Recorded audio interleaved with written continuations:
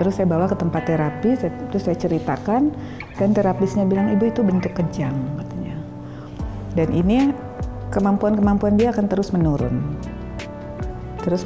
dan ada risiko meninggal mendadak. Saya ketemu Oswin, terus mendadak saya lihat Oswin menangis, menjerit sambil nangis, tapi tidak ada suara.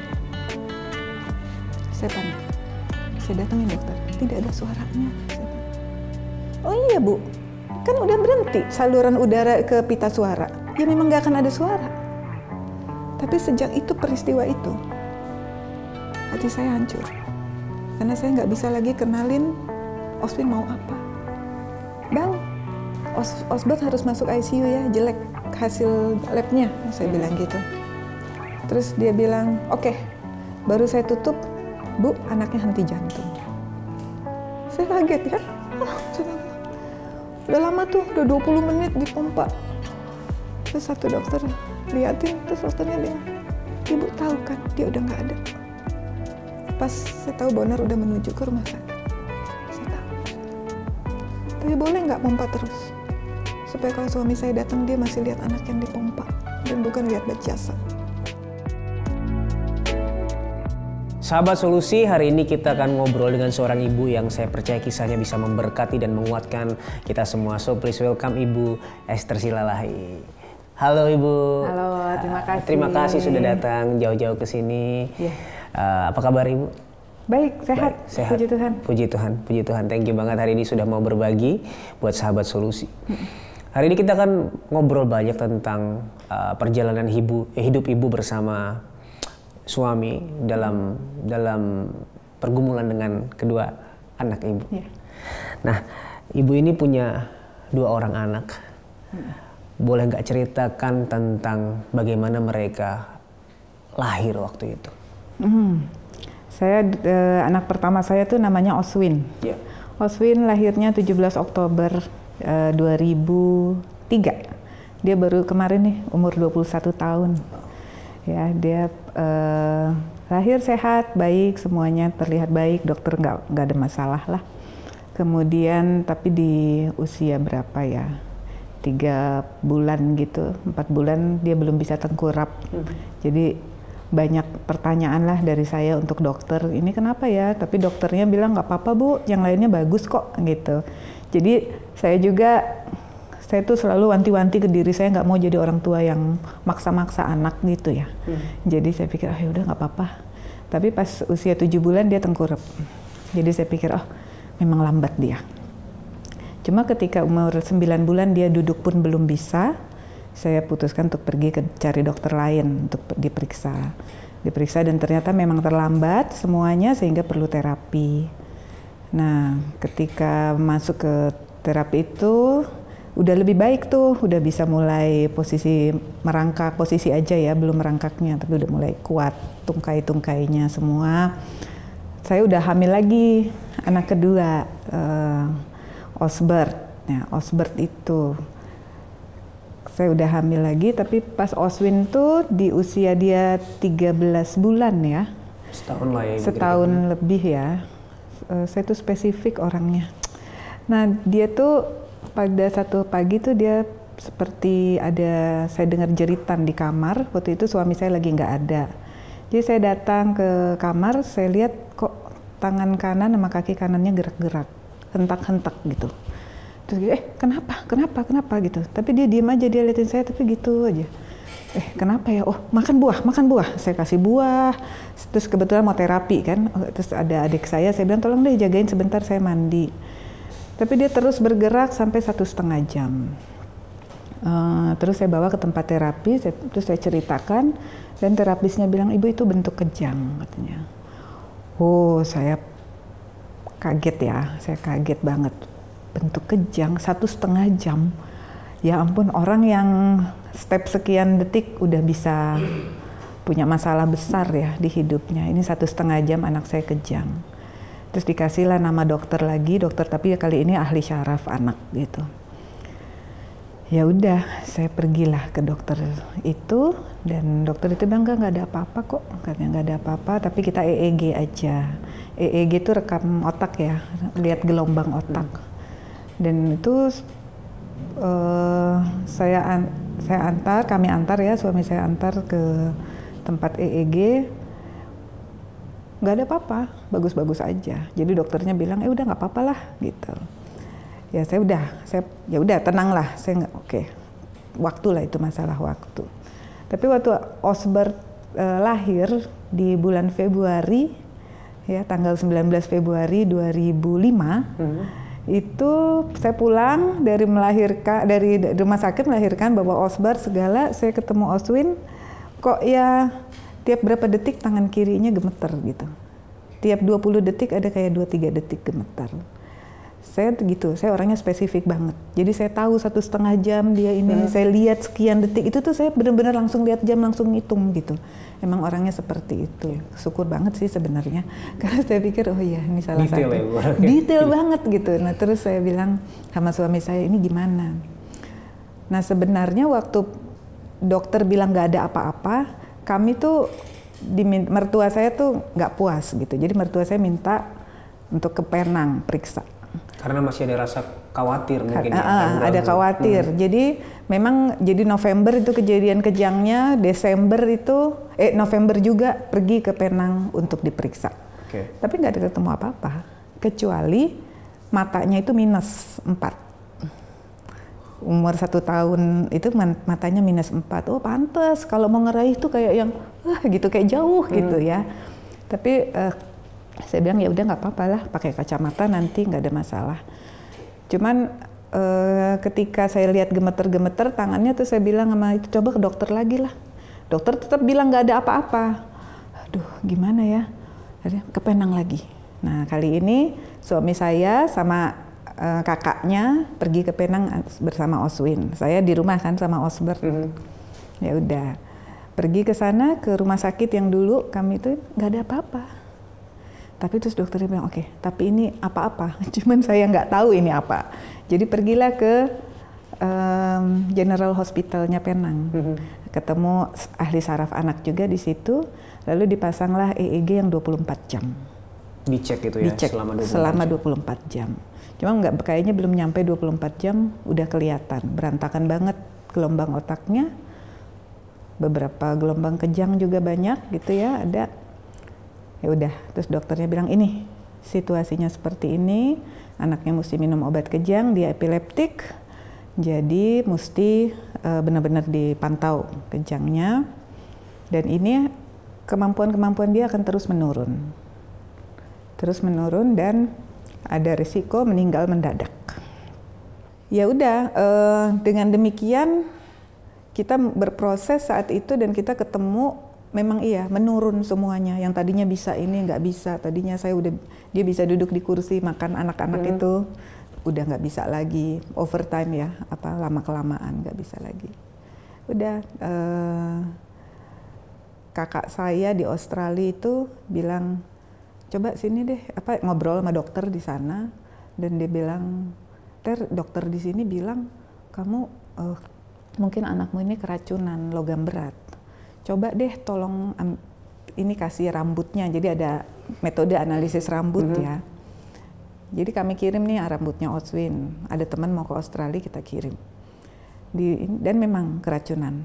Jadi kalau dari analisis rambut tuh merkuri, timbal, dan apa satu lagi saya lupa.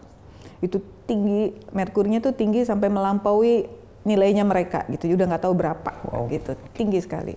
Mungkin karena ini gitu. Jadi apa caranya? Ya caranya adalah ini kan logam-logam jelek nih, mesti dikompet sama logam-logam baik. Jadi kita mesti masukin logam baik sebanyak mungkin supaya ditekan. Persentasenya lebih banyak logam baik daripada logam jelek gitu. Tapi sementara itu di usia 3 bulan, 4 bulan Osbert belum bisa tengkurap. Ternyata mengalami hal yang Osbert mirip. belum, iya mirip. Nah saya khawatir, walaupun seluruh keluarga bilang nggak usah khawatir, jangan berpikir jelek karena Osbert itu gendut luar biasa gitu. Barangkali anak-anak lain juga gendut, tapi belum bisa tengkurap. Nah terus kami ini aja, kakak saya bilang ya kita kewaspadaan aja, kirimlah rambutnya Osbert juga. Terus saya bilang kirim rambut saya potong rambut saya kirim juga. Dan ternyata kami berdua merkurinya tinggi juga. Merkurinya tinggi, timbalnya tinggi, sama satu lagi itu lupa saya apa, tinggi juga. Kadmiumnya tinggi. Nah, jadi karena seperti itu, berarti Osbertnya ada masalah kan? Nah, tapi kali ini bapak saya bilang, enggak ke Penang lagi, Singapura, katanya gitu. Jadi itu ya, saya tuh bersyukur ya, dalam begitu kesulitan ya, saya terus terang sulit menerima kenyataan-kenyataan ya. Tapi bapak saya, mertua saya itu dukung banget gitu. Ayo pergi. Bukannya kami tuh lebih banget duitnya, enggak gitu. Cuma kayaknya mencari yang terbaik itu mau gitu buat ini cucu-cucu mereka. Pergilah ke Singapura, dicari, tapi untuk Osbert aja. Pertama kami cuma bawa Osbert dengan membawa cerita Oswin. Ini Oswin begini, gini, ini hasil Penang ya. Dan sebagainya, dia lihat, oke, Osbert juga di EEG. Kalau Osbert itu ternyata memang dia ada kejang-kejang yang tidak terlihat. Jadi kita nggak bisa lihat kejangnya. Dia lagi tidur kejang, kita nggak bisa lihat, nggak ada gerakan, nggak ada, cuman gelombang otaknya gelombang kejang gitu. Jadi dikasih obat. Jadi Osbert seumur hidupnya nggak pernah tengkurap, nggak pernah mampu tengkurap. Gitu. Jadi dia dokternya bilang ya ini fenomena gitu. Menurut dokter kalau di Singapura maupun di Penang nggak ada hubungannya sama logam berat. Tapi ya saya sih terbuka aja bahwa itu bisa ada hubungannya. Kami Bonar sama suami saya Bonar ya. Terbuka aja bisa ada hubungan, bisa juga enggak gitu ya, enggak apa-apa. Jadi udah gitu ya kita mencoba mencari tahu. Kita coba cek ke ke Singapura periodik gitu ya. Setelah 3 kali, kalau nggak salah pemeriksaan yang ketiga, udah Oswin juga dibawa ke Singapura, diperiksa, dilihat dan sebagainya. Nggak ketemu istilahnya sakit apa ini gitu. Penyebab utamanya. Penyebab utama, judul sakitnya apa gitu nggak ketemu. Jadi kita cuman tahu bahwa ya udah anak saya kejangnya banyak, anak saya menurun kemampuannya. Osbert pun tadinya udah mampu sesuatu terus turun kemampuannya. Tadinya bisa misalnya tengkurap, tapi dia bisa tahan pakai tangannya sambil main-main gitu. Jadi tegak gitu, main-main. Lama-lama nggak bisa juga, jatuh juga gitu. Ya seperti itu memang kita coba cari di, kalau nggak salah itu sekitar April ya. Tahun 2006 terakhirlah kami datang ke Singapura. Karena saya lihat dokternya banting status anak-anak saya. Aduh, ini gimana anak mau berkembang kalau gelombang otaknya kayak gini. Saya paham di situ istilahnya, ya dia juga nggak ngerti mau diapain lagi, ngapain juga saya balik lagi ke Singapura. Kalau cuman, maksudnya ya mungkin aja kalau detail-detail terus, tapi kan uang kami juga nggak banyak ya untuk bolak-balik ke sana. Jadi saya bilang sama suami saya, kita udahan aja ya, udahlah cukuplah kita mencari tahu. Sekarang kita menjalani aja, dan mungkin kita bisa mengalokasikan budget itu untuk terapi. Barangkali dengan terapi bisa, gitu kan? Mengenai bahwa mereka berdua punya kemungkinan meninggal mendadak, ya udah itu kenyataan lagi, gitu. Ya, jadi begitulah kami berjalan dan melakukan terapi.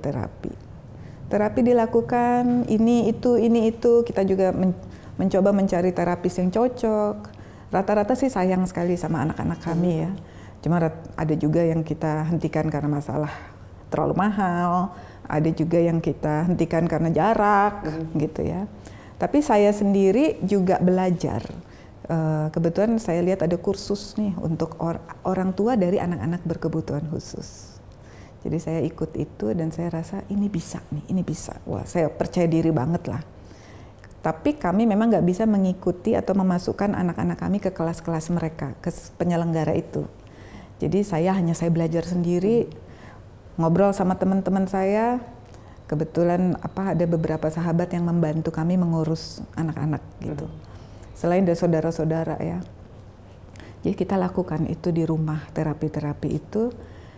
Paling tidak anak-anak tuh punya kekuatan untuk bernapas gitu. Untuk bernapas lebih baik waktu ada tuh masa-masanya mereka lumayan bagus gitu. Walaupun memang nafas itu menjadi hal yang sangat sulit ketika mungkin ya, ini dugaan saya ya, atau pengamatan saya, ketika tulang punggung tidak baik posisinya. Karena kan tulang punggung mereka melemah. Jadi untuk bernafas itu lebih sulit ya. Jadi sering sekali terjadi aspirasi atau makanan masuk ke paru-paru. Kalau kita kasih minum, masuk ke paru-paru, segala macam. Sehingga ini mereka pakai sonde, pakai yang selang dari hidung ya. Tapi setelah berapa lama, singkatnya adalah dokter bilang terlalu lama. Udah terlalu lama, udah tahunan pakai, setahun lebih pakai itu. Kita coba langsung bolongin aja di perut. Waktu dibilang harus bolongin di perut, besoknya nih saya bilang oke, langsung lakukan. Saya ngomong sama saudara-saudara langsung kumpul uang untuk biaya. Itu terus cuma malamnya saya nggak tidur. Saya cuma bilang sama Tuhan, bayi aja bisa menelan Tuhan, bayi aja bisa. Kok anak-anak saya nggak bisa? Saya sedih banget. Cuman ya gitu ya, kebaikan Tuhan itu melampaui. Jadi setelah selang dipasang, kami bisa kasih makan yang jauh lebih bergizi. Kami bisa kasih buah. Kami bisa kasih obat dengan tidak usah ini. Kami tidak harus bolak-balik tiap 5 hari ke rumah sakit untuk ganti sonde dan melihat mereka kesakitan karena dimasukin sonde. Ya udah, di situ saya belajar. Rencana Tuhan itu luar biasa. Dia bikin sesuatu yang kelihatan untuk saya nggak saya pahami sama sekali, tapi ternyata jadi buah yang bagus sekali. Anak-anak saya lebih gemuk setelah dipasang selang di perut. Lebih gemuk, lebih bergizi gitu. Ada kemajuan, lebih punya tenaga. Jadi satu kali saya bilang, oh kalau Oswin Osborn mah baik, nggak pernah ngomong apa-apa, diem aja. Terus tante saya bilang, enggak Ter, mereka nggak punya energi untuk bicara. Mereka nggak punya energi buat bersuara. Itu lumayan memukul saya, ucapan tante saya itu. Iya ya, tapi sejak pakai itu, selang di perut, sejak kita bisa kasih gizi yang lumayan, mereka bersuara. Jadi itu hiburan yang luar biasa ya untuk kami. Mereka belum bisa bicara, tapi mereka bersuara. Di tengah hal yang sepertinya menyakitkan hati. Di tengah hal yang sepertinya menyakitkan. Ternyata ada penghiburan di dalamnya. Ternyata iya. Ya. Dan bagaimana akhirnya mereka bertumbuh sampai akhirnya Oswin sekarang umur 21. Bagaimana tumbuh kembangnya? Tumbuh kembangnya sangat ups and downs ya. Sangat nanti istilahnya maju 3 langkah, kadang mundurnya 4 langkah. Ya. Kalau kejang. Kalau kami melatih misalnya untuk makan dari mulut, bagaimanapun kan harus dilatih. Jadi kami latih makan dari mulut. Nanti kejang udah nggak bisa lagi, udah aspirasi kalau makan dari mulut. Ya kita mesti cari lagi cara, bikin lagi tenang semuanya, gitu. Ada banyak sih dinamikanya ya, nggak bisa saya sebutin satu-satu ya. Tapi melalui tadi yang saya ikut program pelatihan untuk orang tua itu saya coba dan memang minimal kami melihat paru-parunya lebih berkembang, walaupun tetap ada masuk rumah sakit, masuk ICU lah, apalah semua. Setahun itu satu anak bisa 3-5 kali masuk rumah sakit. Sorry, maaf Ibu, itu karena apa Bu? Karena aspirasi itu. Oke. Karena kami coba melatih dari mulut, terus dia telan. Air liurnya pun bisa dia telan salah kan, gitu. Jadi ya. Bernafasnya terganggu. Bernafasnya jadi terganggu. Bernafasnya terganggu, infeksi karena ada benda asing di paru-paru mereka. Ya udah masuk, terpaksa masuk ini ya. Tentu aja mereka pernah juga kena demam berdarah, pernah juga hal-hal yang lain ya. Tapi rata-rata banyaknya itu tentang isu paru-paru. Gitu. Baik. Dan momen di saat tumbuh kembang mereka, titik terberat apa yang Ibu rasakan? Maksudnya melihat anak-anak yang mungkin secara kacamata dunia kayaknya berat sekali. Tapi momen terberat apa yang Ibu rasakan saat itu?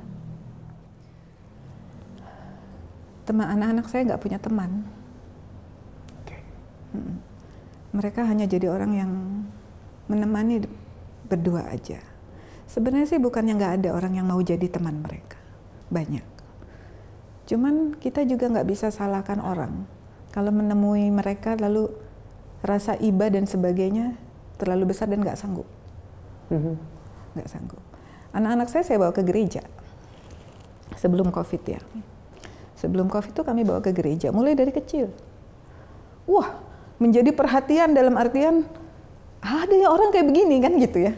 Di kursi roda, nggak ngapa-ngapain, maaf ya, mulutnya kebuka gitu, karena nggak ini terus, nggak apa, diapa-apain juga nggak. Ada anak yang coba ninju dia, coba tapi nggak kena gitu. Mancing reaksi mancing aja, gitu ya. Kan, ngeliatin gitu apa gitu. Angkat kakinya, lepasin gitu ya. Waktu dia sekolah minggu gitu. Terus saya cuma bilang udah nggak usah digituin. Ini teman aja jadi teman, tapi nggak berani. Waktu remaja mereka ke kebaktian remaja ya. Masuk gitu, semua liatin, menyentuh aja pakai jari anak-anak itu. Ya wajar kan. Maksudnya saya nggak tersinggung. Saya pikir ya susah sekali untuk punya teman, tapi sepi sekali hidup mereka tanpa teman.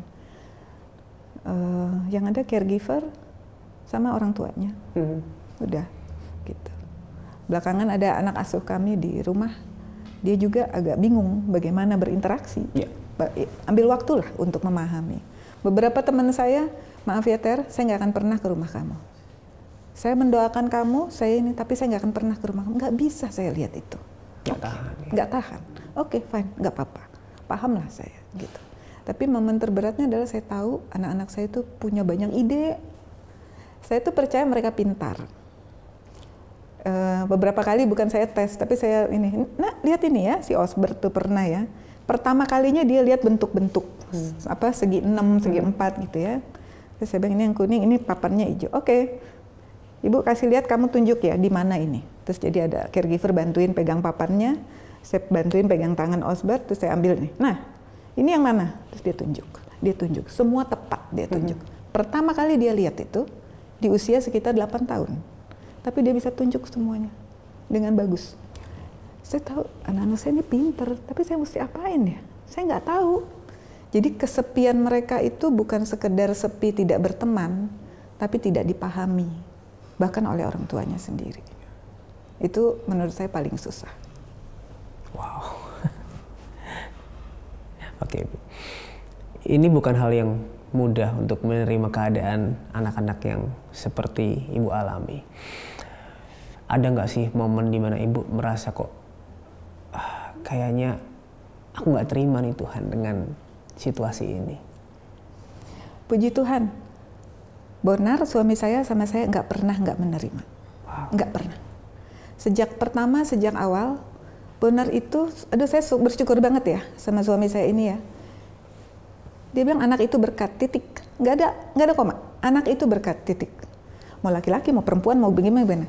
Memang waktu itu ketika diucapkan belum ada situasi ya. Tapi ketika ada situasi itu, kami melihatnya sebagai, oke, ada situasi ini. Yang paling menderita siapa? Anak kan, bukan kami. Yeah. Wah, kalau kami mah udah menikmati ini itu. Anak, dia nggak minta dilahirin. Dia mendapatkan hal itu, dan puji Tuhan sih kami nggak pernah melihat itu, menolak itu, nggak pernah. Semuanya bersyukur aja, kami bersyukur melihat kami dikasih anak anak-anak saya baik banget loh. Kapan-kapan ketemu Oswin deh, baik banget, bener-bener baik. Bener-bener kalau kita datang, banyak orang ya, kalau bersama mereka tuh teduh. Dia nggak bisa bicara, dia nggak bisa ngomong apa-apa, dia nggak bahkan bersuara pernah nggak ya. Tapi saya misalnya pernah pulang saya kan kerja ya, kerja biasa lah di kantor waktu dulu ya. Tahu lah kalau kantor pasti ada lah masalah, konflik di dalam dan sebagainya. Saya stres berat. Saya pulang, saya pangku Oswin, terus saya cuma diem. Jadi Oswin di sini, terus saya cuma diem aja. Maaf ya Win, Ibu udah nggak tahu lagi. Karena udah terlalu padat ya, udah terlalu padat untuk saya di kantor seperti ini. Saya juga tidur juga suka susah ya karena pulang dari kantor saya jaga Oswin. Nanti karena kadang-kadang mesti ngasih minum, ngasih makan sampai jam berapa gitu. Nanti jam 2, jam 3 baru tidur. Jam 5 udah bangun, mesti lagi ngurusin semua kan begitu. Jadi saya udah secara fisik, secara mental capek, saya cuma pangku Oswin gini aja. Maaf ya Vin. Terus apa yang dia bikin? Dia lempar kepalanya ke sini. Dia gerakan kepala dia ke dada saya. Wah, saya tuh merasa apa ya? Saya peluk dia baik-baik. Makasih ya nak, makasih ya. Kamu menguatkan ibu, gitu. Jadi memang kami nggak pernah menolak karena kami tahu berkat Tuhan itu bersama mereka, bersama mereka. Wow, oke. Lalu sampailah di momen yang cukup berat, di mana ternyata Osbert yang mungkin lebih jarang sakit daripada Oswin ya, tetapi malah lebih dulu pulang. Itu ceritanya gimana Ibu?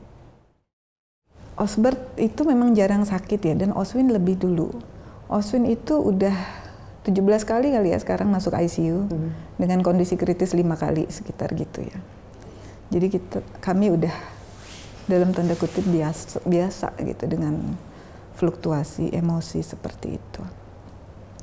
Tapi Osbert ini jadi tahun lalu ya, Osbert. Sebenarnya dimulai dengan tahun lalu itu berat banget buat kami. Sebenarnya sejak COVID itu berat sekali. Karena kami harus jaga 2 anak ini jangan sampai kena masalah pernafasan.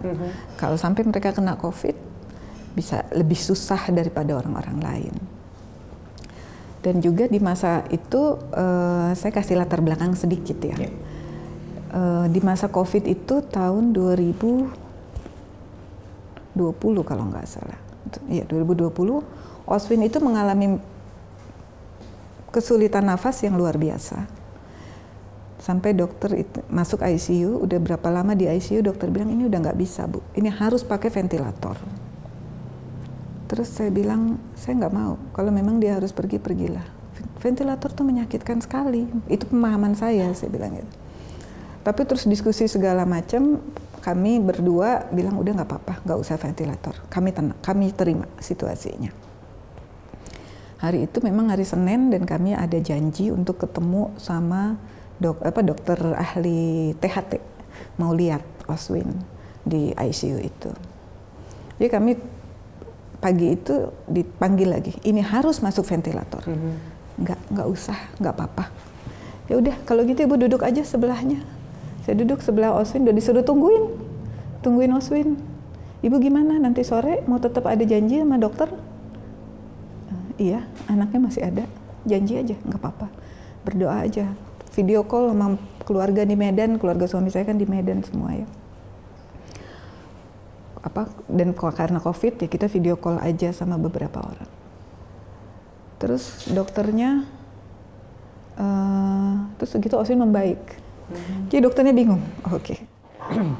Ya udah, membaik, terus dokter THT datang. Dokter THT datang terus bilang, Ibu ini sudah tidak bisa lagi loh, hanya bisa dilobangin. Kalau mau dia napas bagus harus dilobangin di sini. Ya udah, lobangin aja, nggak apa-apa. Ya tapi saya baru bisa Rabu operasinya. Hailah, semang gitu.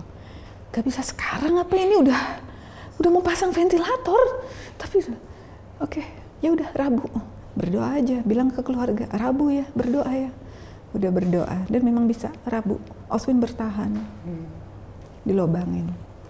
Wah, banyak banget Bu lendirnya di sini, begini, begitu, begini. Jadi karena mereka tidak bicara dan tidak makan, langit-langitnya menaik, melengkung ke atas, menutup saluran hidung. Jadi sedikit saja ada ingus, udah nggak bisa napas mereka. Nah, jadi menapasnya lewat mulut.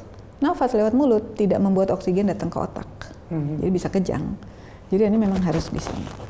Dipasanglah di sini operasi, terus dibilang, udah Bu, berhasil nih operasinya, silakan lihat anaknya gini. Anaknya juga udah mau sadar tuh katanya. Saya ketemu Oswin, terus mendadak saya lihat Oswin menangis. Menjerit sambil nangis, tapi tidak ada suara. Saya panik. Saya datangin dokter, tidak ada suaranya. Saya bilang, Oh iya Bu, kan udah berhenti saluran udara ke pita suara. Ya memang nggak akan ada suara. Saya di situ nangis. Nangis maksudnya di hati saya. Saya nggak nangis di depan Oswin tentu aja. Oswin nangis luar biasa karena dia nggak dengar suara dia. Terus saya bilang, oke, tenang nak, tenang, ayo kita nyanyi. Terus saya nyanyi lagu Betapa Hatiku Berterima Kasih.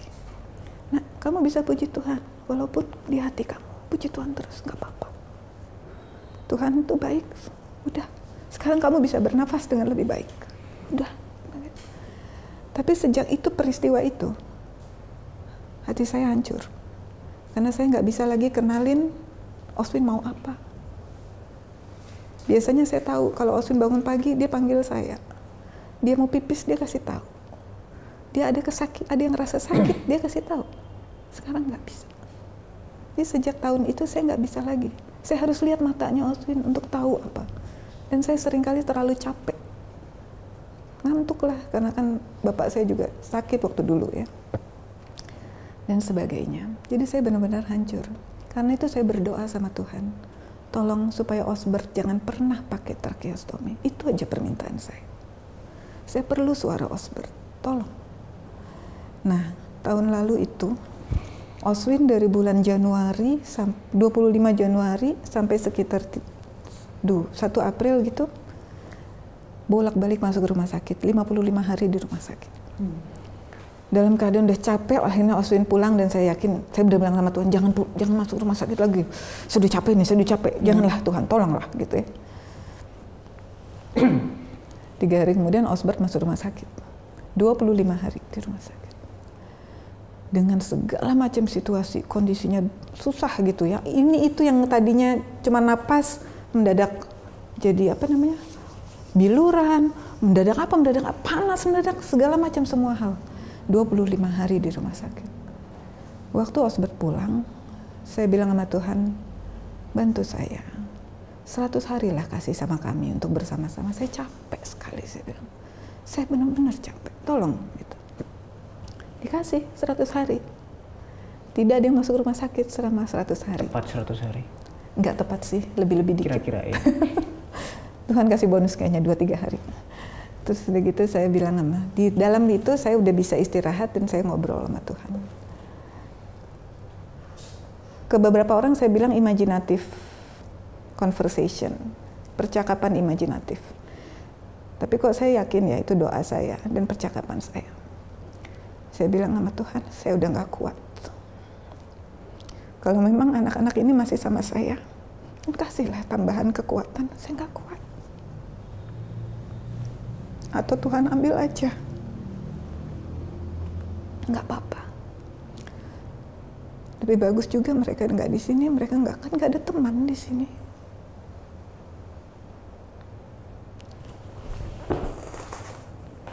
Nggak punya teman, nggak bisa menikmati hidup apa-apa. Kenapa Tuhan tahan mereka di sini? Tapi saya tahu tentang rencana Tuhan. Fine. Dari saya kecil saya diajarin banget sama rencana Tuhan dan kehendak Tuhan. Jadi kalau memang masih ada rencanamu, kuatkan saya nggak kuat loh, saya bilang gitu. Lalu bulan Agustus, Oswin masuk rumah sakit lagi. Terus bulan September Osbert masuk. Tapi begitu Osbert masuk, susah sekali situasinya.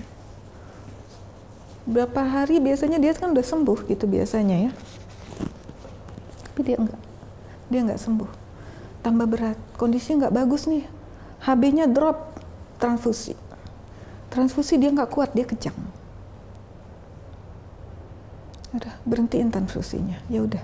Jadi apa dicari sama dokter. Sampai satu titik dokter bilang anak ini harus masuk ICU Bu. Wah itu untung ya, saya dikasih dokter yang sabar luar biasa ya, dokter-dokter yang rata-rata ya, dokter yang pegang Osbert tuh sabar, baik hati gitu ya, penuh kasih sama mereka itu. Dan pada kami juga, Bu ini harus masuk ICU. Kenapa ya?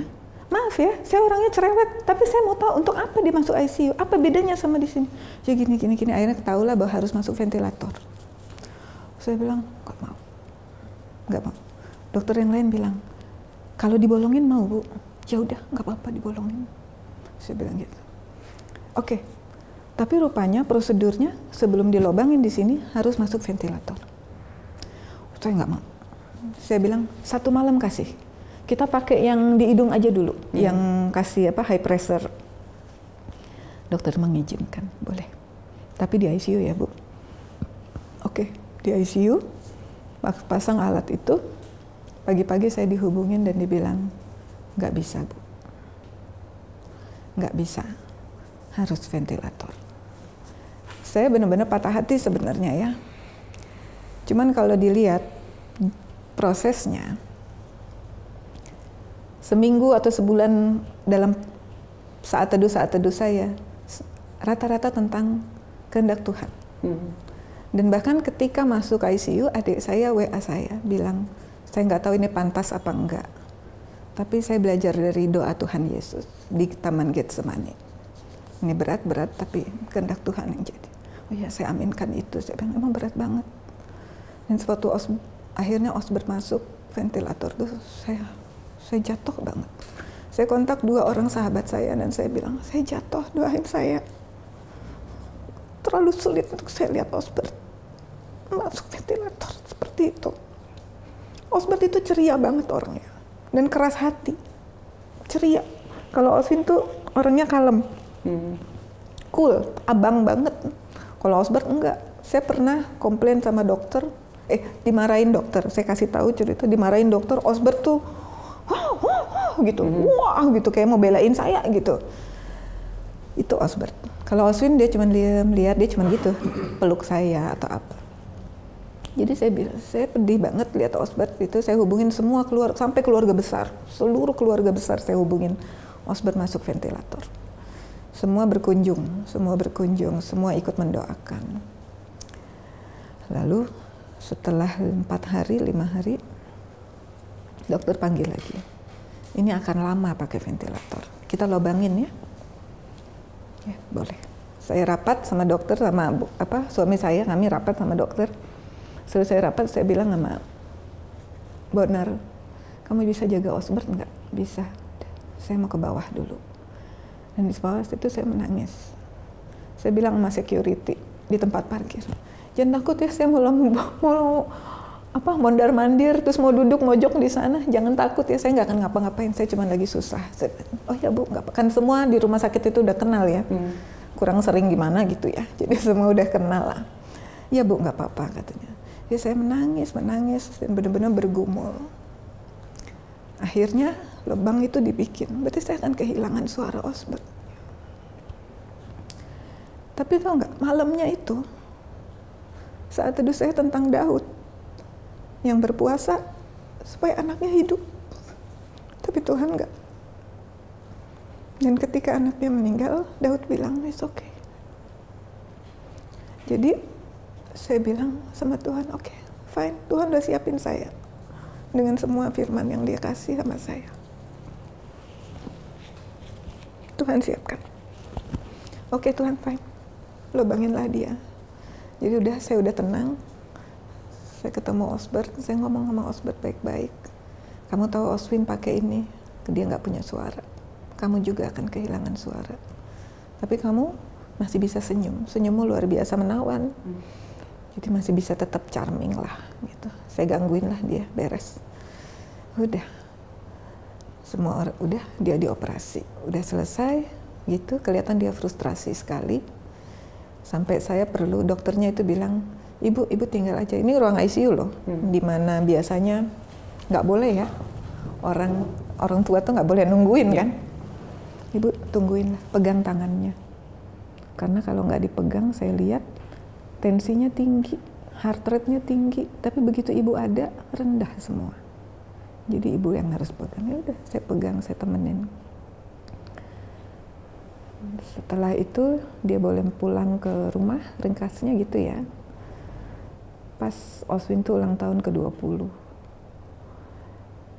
Hari Rabu Oswin ulang tahun, hari Kamis lah dia sampai rumah. Hari Sabtu kita bikin acara. Tapi Osbert tuh udah diem aja, dia diem. Terus hari Sabtu itu dia muntah. malam. Waktu dikasih makan malam tuh dia muntah, terus saya bilang, sudah, sini ibu yang kasih makan. Saya pelan-pelan kasih makan sambil liatin dia, cuma liatin saya, diam aja. Kenapa nak, kok diem banget? Ayolah. Ini terus dia pas lagi sama Bonar saya, terus dia senyum. Khas senyumnya yang gitu.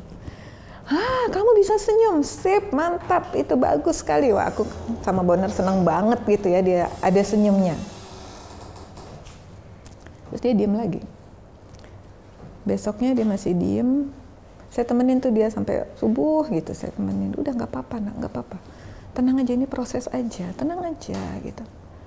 Tahu-tahu Osbert itu jam 1 siang saya bilang, kamu udah lama ya nggak ibu peluk, sini ibu peluk.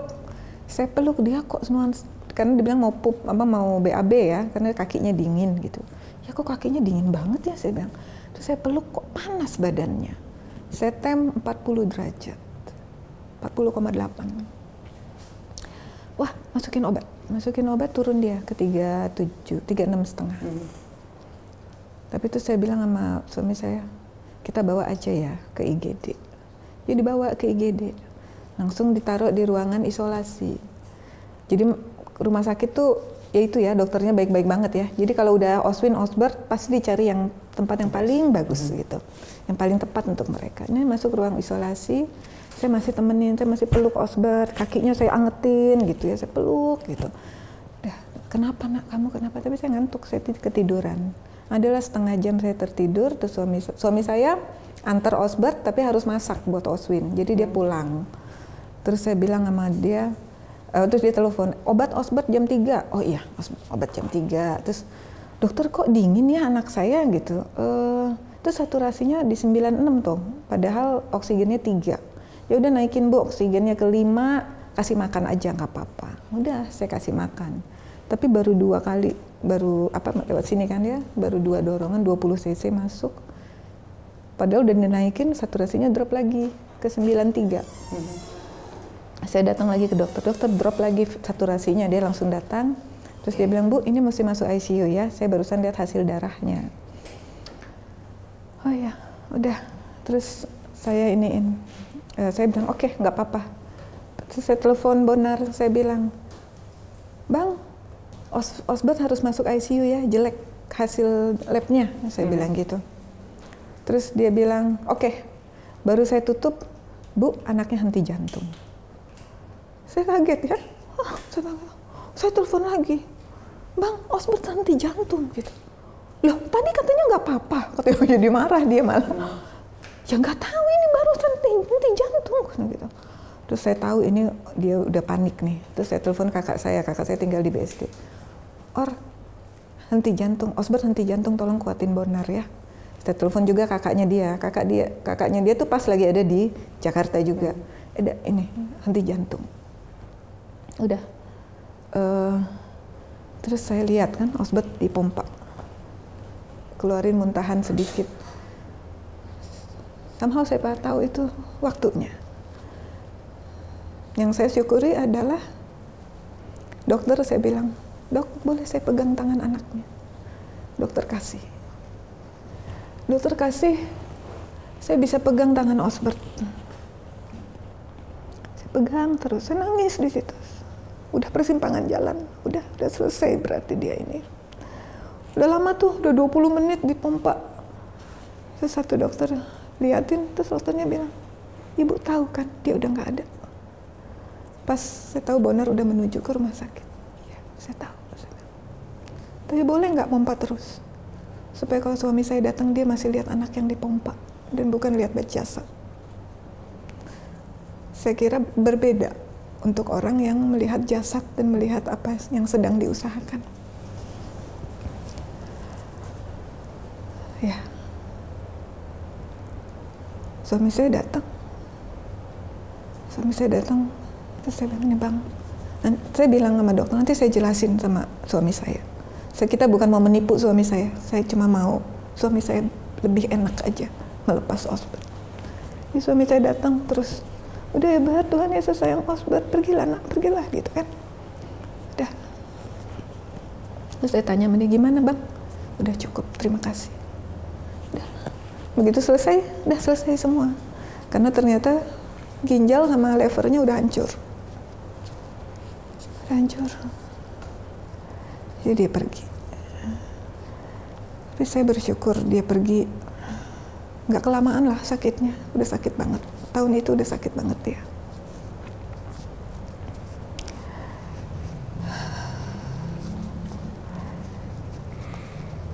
Semua sedih. Saya telepon semua anggota keluarga inti. Dan sahabat saya yang udah ngurus dia 15 tahun terakhir. Osbert udah pergi ya, Osbert udah pergi. Semua giliran saya telepon satu-satu. Saya tahu mereka sayang sekali sama Osbert. Dan yang kehilangan banyak banget. Saya sangat tersentuh dengan orang-orang yang datang. Orang yang lama nggak ketemu saya pun datang. Lihat Osbert. Orang yang saya nggak kenal. Saya cuma dengar dari si ini. Datang untuk lihat Osbert.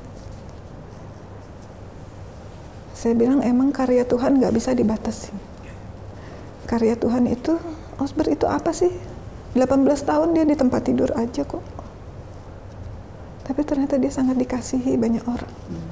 Banyak banget WA ke saya bilang, Ter, hidupnya Osbert benar-benar mencerahkan saya. Osbert itu artinya terang Tuhan.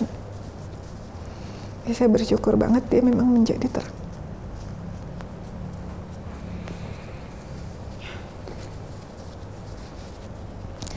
Saya sedih. Suami saya juga sedih. Tapi saya bilang sama suami saya, yang paling sedih itu Oswin. Jangan kita pikir kita yang paling sedih. Saya cuma bersyukur bahwa ada 3 hari kita bersama-sama sebelum Osbert pergi untuk bisa bersekutu. Oswin sama Osbert bisa. Paginya jam 10 pagi mereka disandingkan sama caregivernya. Di videoin, disandingkan. Selama beberapa menit, seolah-olah perpisahan. Jadi saya bilang, ya Tuhan itu baik. Dalam segalanya Tuhan itu baik. Saya memang sedih. Bahkan saya pikir Tuhan mengabulkan permintaan saya kan. Saya kan bilang saya capek. Saya bilang sama Tuhan, waktu dibilang dua-duanya, dia bilang kalau mau satu aja siapa? Ya terserahlah siapa aja. Jadi mungkin memang salah satunya Tuhan memahami apa yang saya butuhkan.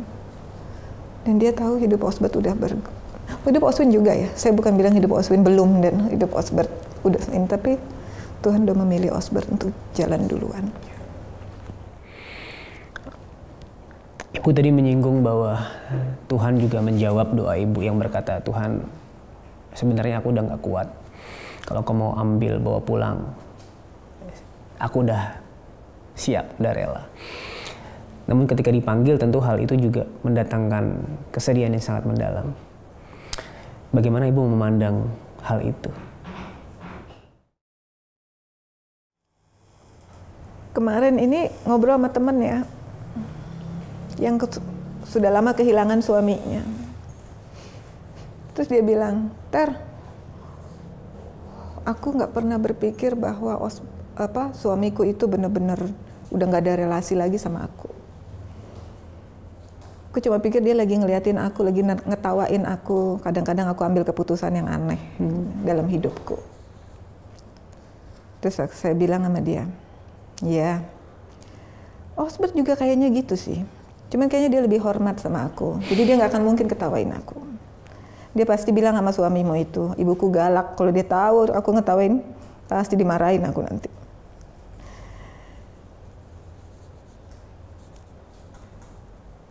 Waktu Osbert meninggal, puji Tuhan banget. Saya sangat bersyukur dan saya tahu ini bukan dari saya. Bukan dari saya. Kata-kata yang mengalir untuk pengumuman bahwa Osbert meninggal adalah puji Tuhan. Hari ini, jam segini, anak kami Osbert Azaria Sasiolan Siahan sudah bersama Tuhan Yesus, sukacita dan dalam damai. Kami sedih, tapi kami bersyukur untuk sukacita yang dia berikan, kegembiraan yang luar biasa yang dia berikan selama 18 tahun.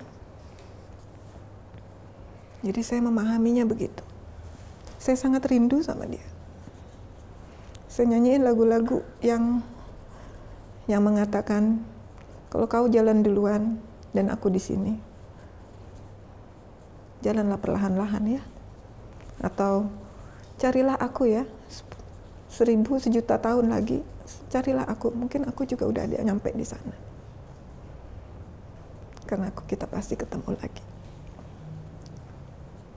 Tapi rindu memang, rindunya luar biasa.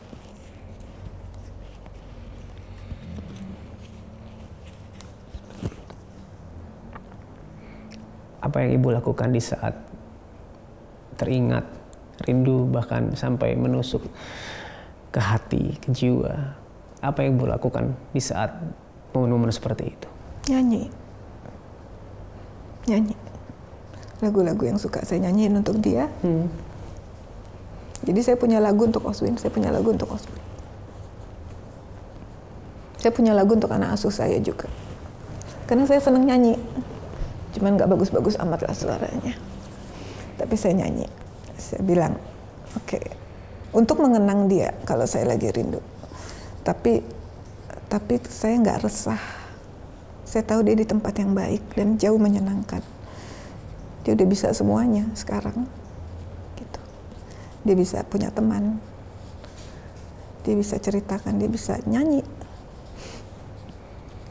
Dia bisa nyanyi. Memuji Tuhan, nggak hanya diam aja. By the way, Oswin Osbert pernah ikut itu loh. Saya suruh ikut paduan suara. Natal di gereja, anak remaja bikin kor besar. Saya taruh mereka latihan. Ya udah di situ aja, latihan aja supaya mereka tahu. Saya juga tahu mereka. Saya bilang memuji Tuhan itu dari hatimu kok. Nggak harus dari suara. Ya tentu saja paduan suaranya kan yang udah menutupi suara mereka ya. Nggak mungkin juga ininya. Saya juga bukan bilang mereka harus bernyanyi, harus bersuara, enggak. Dan hari ini dia bisa bernyanyi dengan Tuhan Yesus yang dia sayangi. Iya, dia bisa bernyanyi bersama Tuhan Yesus. Dia bisa memuji Tuhan bersama malaikat-malaikat dan teman-teman yang lain. Itu udah bahagia banget lah. Udah pas lah itu. Udah pas. Tentu perjalanan yang Ibu harus lalui bersama suami bukanlah perjalanan yang ringan. Tetapi apa pesan penguatan yang Ibu bisa maknai dari perjalanan ini?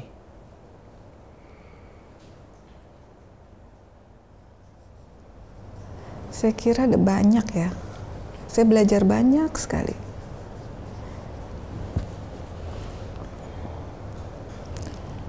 Saya belajar untuk bersyukur. Bersyukur aja. Kalau misalnya kelihatannya hidup kita nggak sama seperti orang lain, ya karena memang nggak ada hidup yang sama. Pergumulan kita kelihatannya berat, ya itu kan hanya kelihatannya. Saya kan nggak tahu Anda pergumulannya apa. Ya saya kalau cerita gini orang sama bisa aja, hebat ya kamu kamu kuat ya, hebat kamu gitu ya. Ya saya bilang pergumulanmu juga berat, aku tahu pergumulanmu juga berat. Apa yang mau kudoakan? Ya saya sama suami, puji Tuhan kami nggak merasa kami yang paling berat. Ya udah, dijalanin aja. Karena sebenarnya Tuhan persiapkan kita kok untuk apapun yang kita hadapi di dunia ini. Tuhan persiapkan. Saya kan senang nyanyi. Saya dibantuin tuh punya segudang lagu yang luar biasa menguatkan saya. Jadi setiap kali ada apa-apa saya nyanyi. Di hati saya kah, di kamar mandi kah, di mana kah. Pokoknya saya harus menceritakan sesuatu dengan nada-nada itu. Kalau kita cuman bersyukur, kalau kita bisa bersyukur ya untuk hal-hal yang kan nggak mungkin semuanya hidupnya tuh sempurna. Ya saya hari ini bersyukur saya ketemu sama teman saya. Ya saya nggak bisa ketemu teman yang lain, tapi sama teman yang satu ini ketemu, ya bersyukur aja. Nggak usah mengingat bahwa saya nggak bisa ketemu teman yang lain, bersyukur karena saya ketemu teman yang satu ini. Kan gitu. Saya punya anak seperti ini. Kalau saya gagal melihat keistimewaan mereka, kalau Bonar itu bukan orang yang mau terbuka untuk melihat betapa luar biasanya anak-anaknya, maka kami akan penuh dengan saling menyalahkan, penuh dengan ketidakpuasan, ketidakbahagiaan. Tapi ketika kami melihat, wah luar biasa penyertaan Tuhan dari hari ke hari. Oh ternyata ya, lewat lubang di sini, lewat lubang di sini. Oke, ketika terjadinya sangat tidak menyenangkan. Tapi waktu udah berjalan, ada kok yang Tuhan, berkat-berkat yang Tuhan berikan melalui hal-hal itu. Teknologi, Tuhan kasih supaya anak-anak saya bertahan. Wow. Ya, saya diberkati sekali dengan Makasih. cerita Ibu. Dan saya yakin sahabat solusi juga diberkati ya. Bagaimana melihat hal-hal yang secara kacamata dunia tidak baik sepertinya, tapi bisa melihat kebaikan Tuhan di dalamnya. Apa harapan Ibu kepada Oswin sekarang? Dan bagaimana Ibu menghadapi untuk waktu-waktu ke depan? Oswin itu anak yang luar biasa sabar, tenang, teguh. Saya nggak bisa bayangin ya kalau saya jadi dia ya, dengan begitu banyak kesulitan. Dan kemudian temannya pergi, sahabatnya pergi. 2 minggu setelah Osbert meninggal, Oswin masuk rumah sakit, masuk ICU. Selama sebulan di ICU. 2 minggu pertama nggak ada perkembangan. Kami udah diem, saya bingung banget. Itu bulan November ya, sekitar setahun yang lalu ya. Terus satu kali saya datengin kamar dia itu, saya mesti kasih makan dia. Terus saya putar lagu Natal. Ntar lagi Natal. Ibu udah berdoa loh. Ibu bilang sama Tuhan, kamu minta apapun, Ibu dukung. Apapun, boleh. Nggak apa-apa. Tapi Ibu mau kamu tahu, kalau Natal ini kamu nggak ada juga, Ibu susah sekali. Cuman nggak apa-apa. Tapi kalau kamu rasa lebih pengen sama Osbert, minta aja sama Tuhan Yesus. Ibu udah bilang oke. Cuman kalau kamu mau tahu hati Ibu, Ibu susah kalau dua-duanya nggak ada. Dari situ dia membaik. Bayangkan, sayangnya dia sama saya itu. Sayangnya sama kami. Saya yakin dia sama bapaknya juga sayang banget sama banyak orang lah. Dan dia bertahan sampai sekarang. Mujizat tuh udah sama dia udah kayak, kalau saya tulis buku tentang mujizat yang terjadi sama Oswin, ada 12 bab. 12 bab yang spesifik tuh mujizat-mujizatnya. Bukan yang sehari-hari, mujizat yang benar-benar mujizat. Jadi kalau orang bilang, mintalah sama Tuhan Ter. Masa Tuhan gak bisa sembuh? Bisa lah, Tuhan begini aja bisa sembuh, langsung jalan anak gue tuh. Jalan. Tapi bukan rencananya. Dan saya bilang sama Oswin, sama Osbert juga. Walaupun Ibu gak tahu rencananya apa, percayalah kalian dalam rencana Tuhan. Dan itu satu-satunya yang menguatkan. Kalau kamu, jadi saya bilang sama Oswin, sekarang sih saya bingung terus terang. Win, Ibu akan berusaha luar biasa. Saya mau hidup kalian bermakna. Saya mau hidup kalian bermakna. Dan saya pengen sedapat mungkin tahu apa yang kamu pikirkan. Itu saya lagi cari jalannya apa. Saya cari. Ayo kita wujudin rencana Tuhan. Saya nggak tahu rencana Tuhan, saya bikin aja rencana buat Oswin. Gimana caranya dia mengenal huruf, gimana caranya dia mengenal kata, dan bisa mengekspresikan diri dengan semua kondisi badan yang sulit. Kalau itu bisa, itu akan membantu banget dia untuk rilis dari emosi dan ininya ya. Kalau sekarang kan kami berdua hanya bisa peluk dia. Kemarin, baru aja hari Sabtu lalu, kami pergi ke makamnya Osbert. Kami baru selesai membuat nisan untuk Osbert. Kami taruh nisannya di situ sama keluarga. Semua keluarga dari Silalahi, dari keluarga saya dan keluarga Bonar datang taruh nisan. Tapi Oswin untuk pertama kalinya datang ke makam Osbert.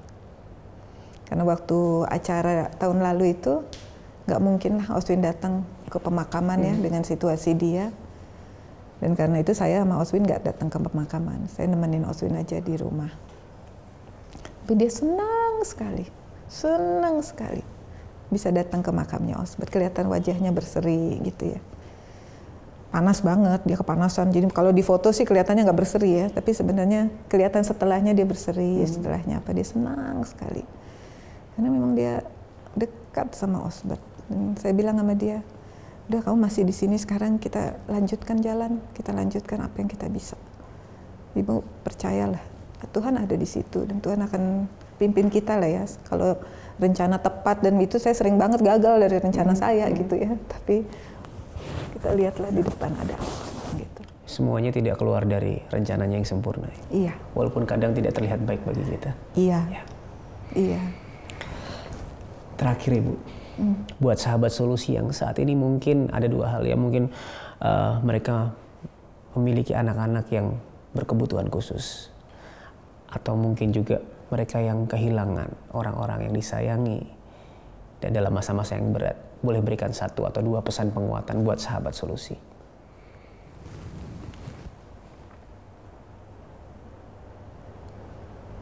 Sebenarnya kita nggak pernah sendiri. Menghadapi semuanya itu nggak pernah sendiri. Di satu sisi ya kita harus beriman Tuhan itu beserta kita. Tuhan itu Tuhan yang baik. Tuhan yang baik. Dia peluk kita, dia ikut nangis kok sama kita. Saya selalu bilang seperti itu sama anak-anak saya juga.